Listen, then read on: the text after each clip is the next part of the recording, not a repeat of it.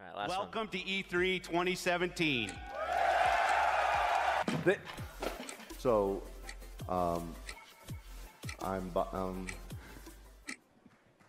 Thank you, Nick, for having me. We'll be showing the.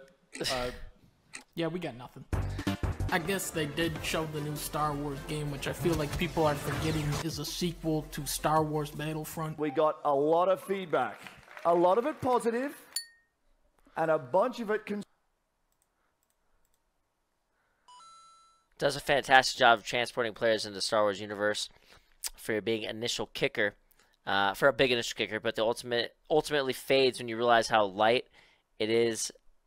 Okay, so gotta read, dude. But that ultimately fades when you realize how light it is on content and game features. That was kind of a weird sentence. Textbook case of style over substance. and a bunch of it constructive. They're adding a campaign mode. They're saying all the DLC is going to be free. They're definitely making steps in the right direction. But this is EA, okay? They'll find some way to fuck it up. It's going to be awesome. I can't wait. Are you guys excited? Not really. Okay, I'm excited for this though. Machine Games delivered a great single-player shooter with Wolfenstein: The New Order, a game which ditched the Call of Duty model and went back to doing things the old way. Health packs, secrets, maze-like levels, and then Doom followed suit last year with another great campaign. Bethesda focused more on showing narrative stuff, which was the weak link for me in both of these games. Good girl, Liesel. Bravo. Apparently the Nazis had won World War II and now control America. They had this guy who's supposed to be Christoph Waltz. They had this dude tripping off acid playing with a little cartoon. It looks like they're embracing a wackier tone, which is exactly the right move for this kind of game. Then you got Ori 2 over here. Didn't even show gameplay, and this is already one of the safest bets of E3. If you played the original, you know what I'm talking about. Blasphemous, on the other hand, is a riskier pick. This Kickstarter caught my eye with its incredible sprite work, although from what I can tell, this one is still in the very early stages of production. New IP is the lifeblood of our industry. There's no better feeling than losing yourself in a completely new experience. This is just The Division meets Destiny. They even brought in those shitty gaming actors from the Ubisoft trailers. Yes, Jerry's rap. Oh, nice. Did I not say that? Maybe I'll try this one.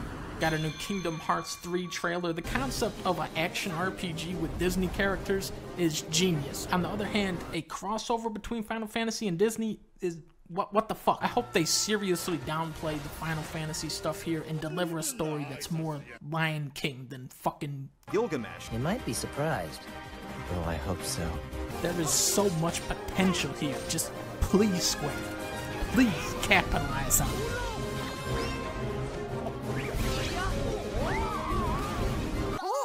Speaking of crossovers, who's responsible for this? Hitler 2000 perhaps? Mario meets Rayman Rabbids meets XCOM. I don't understand why this is existing right now, but it actually looks decent. And so does South Park Butthole. Oh, dude. Alright, my turn. Only a sliver of RPGs appeal to me, and this is one of them. And maybe this. One of them will be good. Probably South Park. UBI さんのブースを僕は訪問して、でビデオで撮ってもらって、社内のビデオに登場したりしてましたね。Ooh, now this is interesting. The first Shadow of Mordor was unanimously crowned the fun version of Assassin's Creed. For me, it was a nice foundation, but it didn't feel entirely realized. Sure, you have all this horrific violence, but where's the funny Shrek character? You serve the Bright Lord now. Bright Lord, Dark Lord, same thing really. See, now this is how you make a good game. 4K, 4K, 4K, 4K, 4K, 4K, 911, 911, 4K, 911, 60 frames per second. 7/3, 4K, 60 frames per second. The most powerful console ever made. Now, let's see what this monster can do. Are you fucking kidding me? I hope you're reminded today why it's so great to be a gamer on Xbox. Beyond Good and Evil 2 in the house, looking fucking weird as shit. What? But I've learned to trust this director, Michel Ancel, who just gave us one of the best platformers ever. Days Gone. Now, the first time Naughty Dog showed this off, I thought, this kind of neat, all the zombies piling up over each other. But when he put the thing on the door and he blew it up and all the zombies started coming in, That's when I got on board with this. Then Naughty Dog brought out their new God of War game. I can't say I've ever been a fan of these really simple kind of beat-em-up games. I usually get burnt out by the combat halfway through, but God of War has always done a good job about distracting me from that with these massive cinematic moments. If anybody can make it work, it's Naughty Dog. Finally got a date for Cuphead, got a date for Summit. Oh my god. September 5th. It says September 5th. Remember my good year video telling you guys how optimistic I was for this year? Well, in the comments, I had this sarcastic piece of shit come up to me and say, 2017, wow, what a great year for Symphony of the Night and Aladdin. Well, now what, pussy? You just got fucked by Nick. Surprisingly, we got nothing for Death Stranding or Last of Us 2. However, Capcom showed us this new Monster Hunter, which I'm gonna be honest with you guys, I don't really care about Monster Hunter at all. Oh, what the?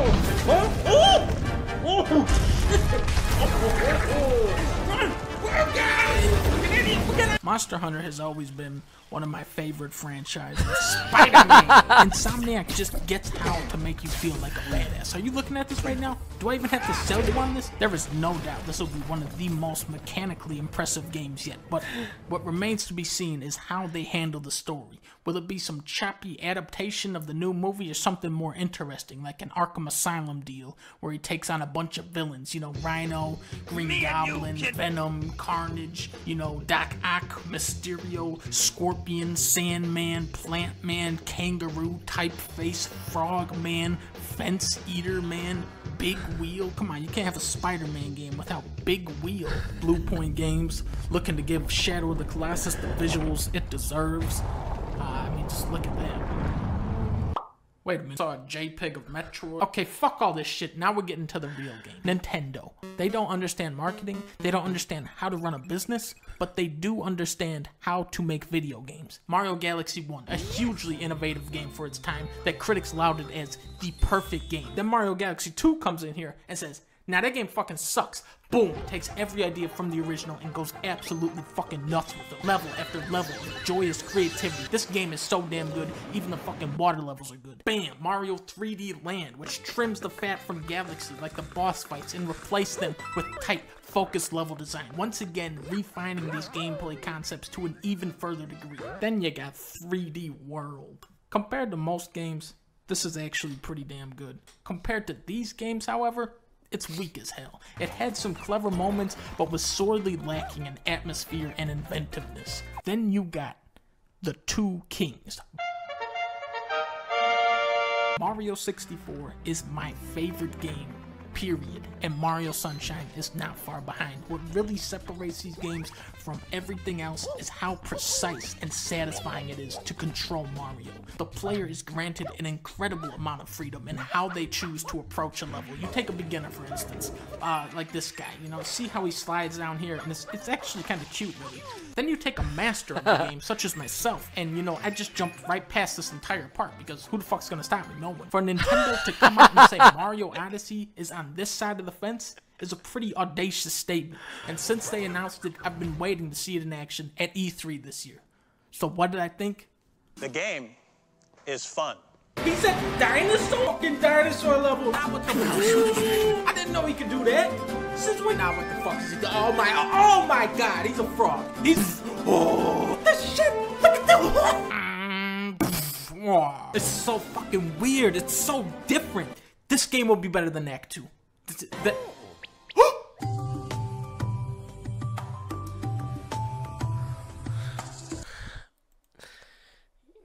Gotta love Dunkey, man.